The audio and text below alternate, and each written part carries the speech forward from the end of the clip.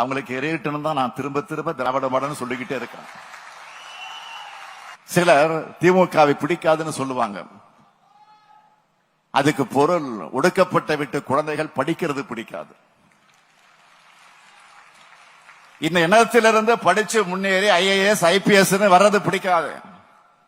இடஒதுக்கீடு பிடிக்காது, சமூக நீதி பிடிக்காது, சமத்துவம் பிடிக்காது, சரிசமமா உட்கார்றது பிடிக்காது, எல்லோரும் கோயிலுக்குள் நுழைகிறது பிடிக்காது,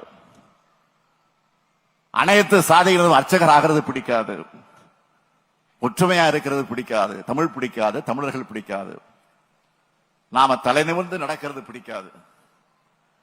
இந்த நூற்றாண்டுகளை கொஞ்ச நஞ்சமா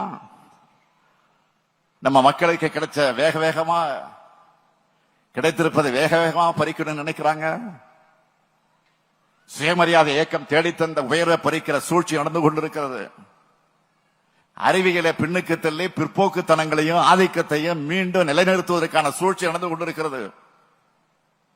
தமிழ்நாட்டை மட்டுமல்ல, இந்திய நாட்டையே ஒரு நூற்றாண்டுக்கு பின்னோக்கி எடுத்து செல்ல நுணுக்கமாகவும் தீவிரமாகவும் முயற்சி நடந்து கொண்டிருக்கிறது. இதையெல்லாம் தடுத்து நிறுத்துகிற அரண் தான் திராவிட மாடல்.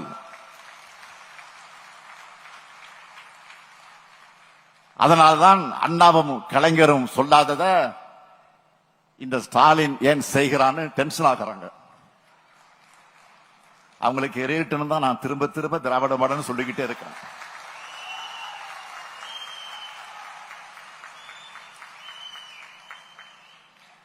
அடுத்து திராவிட மாடல் 2.0 சொல்ல போறோம். வரப்போறது அரசியல் தேர்தல் கிடையாது. தமிழினம் தன்னை காத்துக் கொள்ளக்கூடிய சமுதாய தேர்தல்.